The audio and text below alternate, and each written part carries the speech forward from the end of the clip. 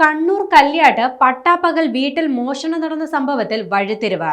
മോഷണം നടന്ന വീട്ടിലെ മരുമകളെ കർണാടകയിൽ കൊല്ലപ്പെട്ട നിലയിൽ കണ്ടെത്തി. കല്യാട് ചുങ്കസ്ഥാനം സ്വദേശി AP സുഭാഷിന്റെ ഭാര്യ 22-കാരിയായ ദർശിതയെയാണ് കർണാടകയിലെ സാലിഗ്രാമത്തിലെ ലോഡ്ജിൽ കൊല്ലപ്പെട്ട നിലയിൽ കണ്ടെത്തിയത്. സംഭവവുമായി ബന്ധപ്പെട്ട് ദർശിതയുടെ സുഹൃത്തായ യുവാവിനെ പോലീസ് അറസ്റ്റ് ചെയ്തിട്ടുണ്ട്.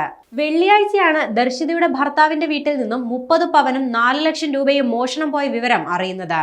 ദർശിതയുടെ ഭർത്താവ് സുഭാഷ് വിദേശത്താണ്. കല്യാട്ടെ വീട്ടിൽ ദർശിതയ്ക്കൊപ്പം ഭർത്തൃമാതാവും ഭർത്തൃ സഹോദരനുമാണ് താമസം. ഇരുവരും വെള്ളിയാഴ്ച രാവിലെ ജോലിക്ക് പോയിരുന്നു. ദർശിതയാണ് അവസാനം വീട് പൂട്ടി പുറത്തിറങ്ങിയത്. വൈകിട്ട് ജോലി കഴിഞ്ഞ് ഭർത്തൃമാതാവ് തിരിച്ചെത്തിയപ്പോഴാണ് കവർച്ച നടന്നതായി അറിയുന്നത്.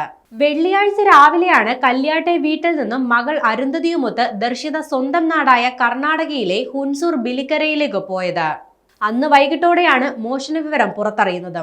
മകളെ സ്വന്തം വീട്ടിലാക്കിയ ശേഷമാണ് യുവതി സുഹൃത്തായ സിദ്ധരാജുവുമൊത്ത് ലോഡ്ജിലേക്ക് പോയത്. കർണാടക പെരിയപട്ടണം സ്വദേശിയാണ് അറസ്റ്റിലായ സിദ്ധരാജു. ഇയാൾ യുവതിയുടെ സുഹൃത്താണെന്ന് പോലീസ് വ്യക്തമാക്കുന്നുണ്ട്.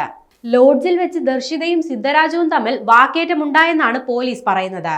വഴക്കിനിടെ സിദ്ധരാജു ദർശിതയുടെ വായിൽ ഇലക്ട്രിക് ഡിറ്റനേറ്റർ തിരികെ ഷോക്ക് ഏൽപ്പിച്ച് കൊലപ്പെടുത്തുകയായിരുന്നുവെന്നാണ് പോലീസ് പറയുന്നത്.